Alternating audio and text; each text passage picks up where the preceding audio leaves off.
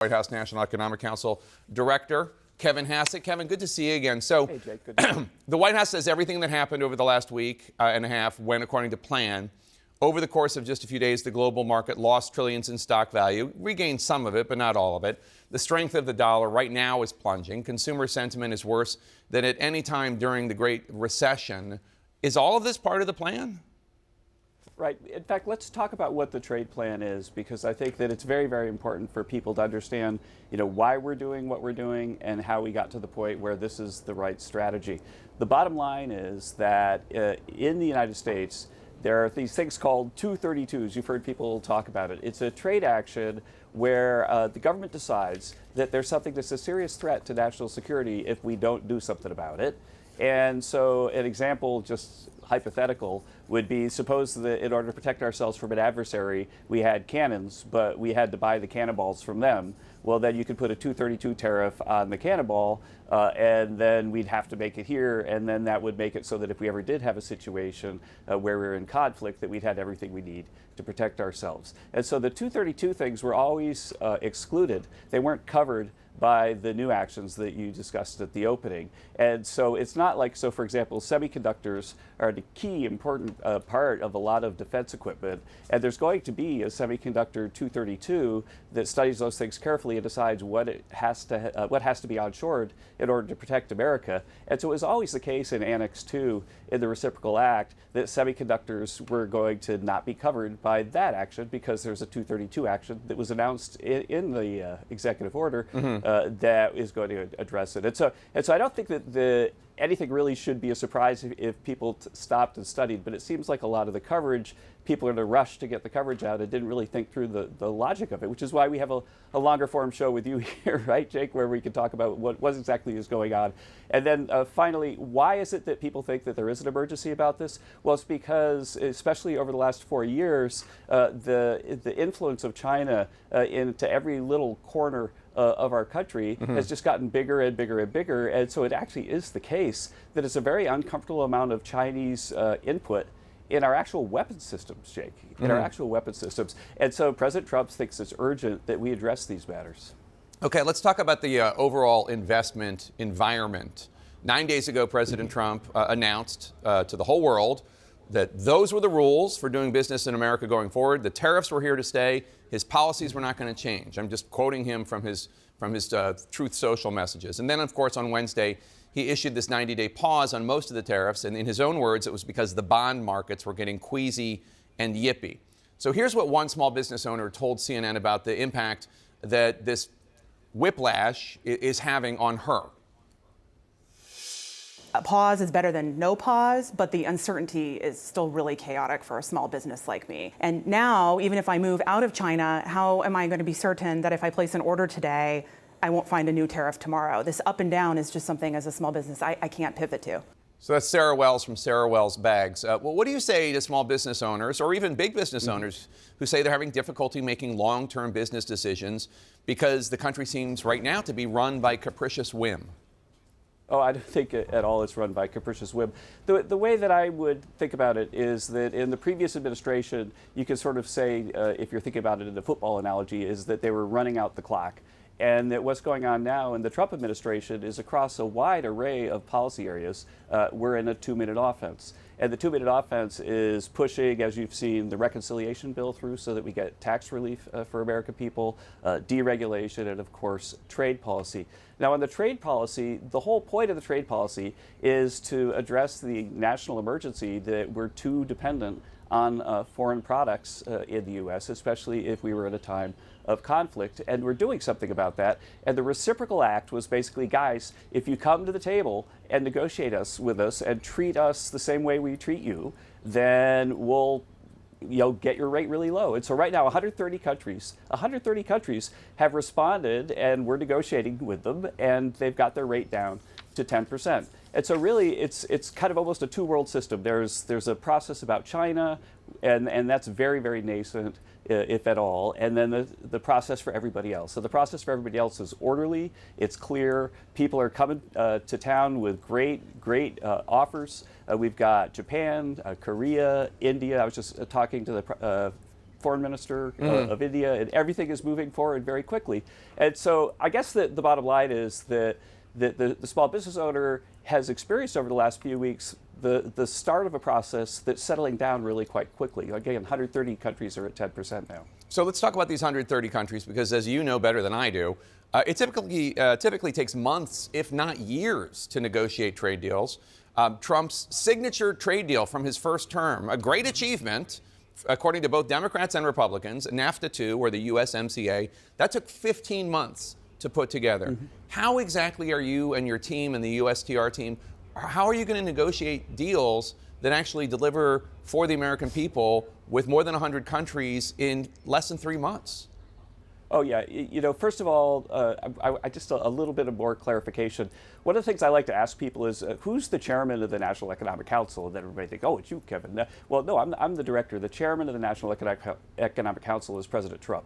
And so what President Trump does is he sets out a path for everybody, for Howard Lutnick and Scott Bassett and for Jameson, on how they would move forward on a particular policy matter. And then it's my job as director to make sure that the president's wishes are being fulfilled. I'm kind of there to help everybody succeed. And I can tell you, I've been watching the people who are assigned to different assignments working really, really hard on getting trade deals forward over the last many weeks. And so one of the things that we were thinking about this week was that we had a few of these deals that are so close to baked that we could announce that we have a deal in principle. You're right that getting the fine print out would maybe take a little longer, but we were thinking about announcing a deal in principle even this week, but then we were making so much progress so rapidly that the president decided to instead of having one or two things right now, just go for the 10% pause. And I think it was the right answer given the massive amount of momentum that we've been seeing.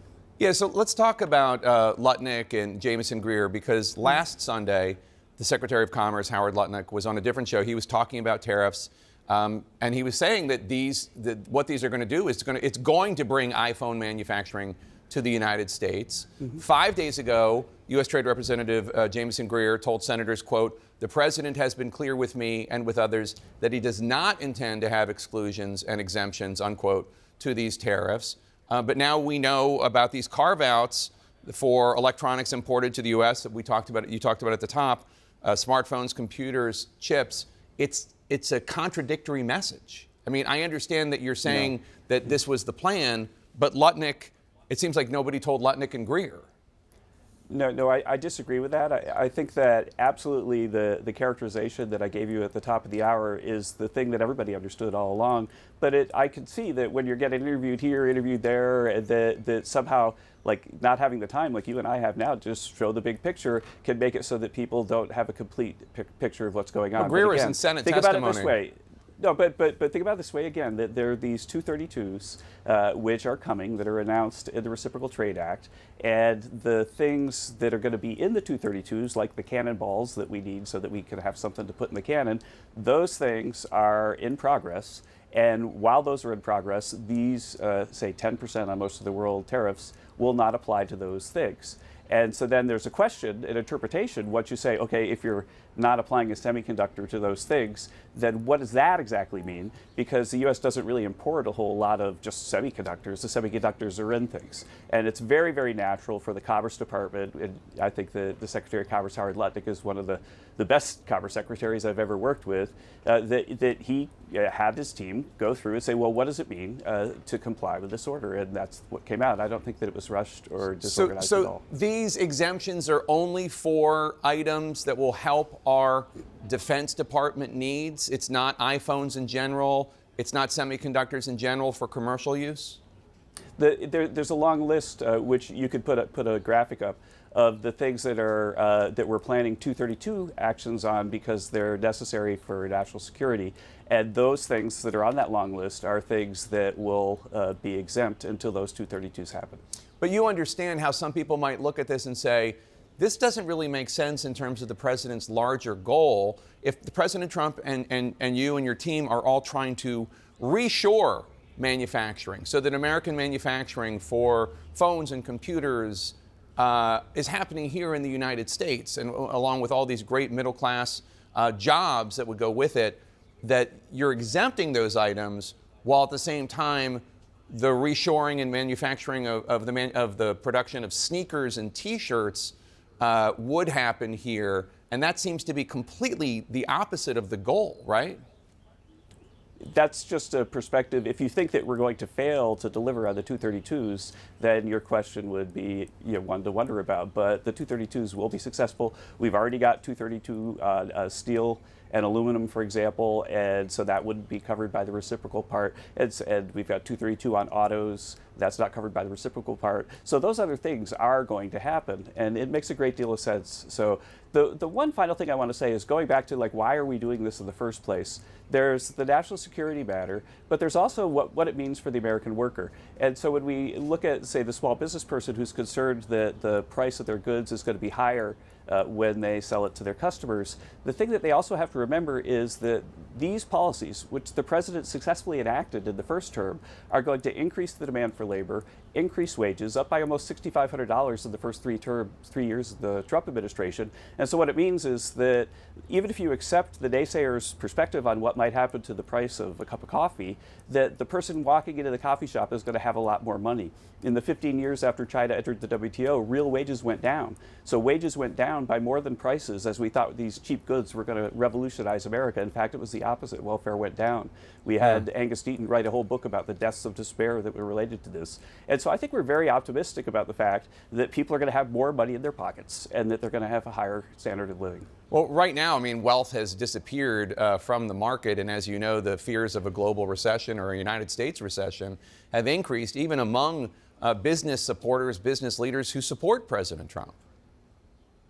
Well, what you're seeing is that the survey data is what we call is soft data. The survey data has been showing that people are anxious about the changes a little bit, but the hard data have been really, really strong, as you know.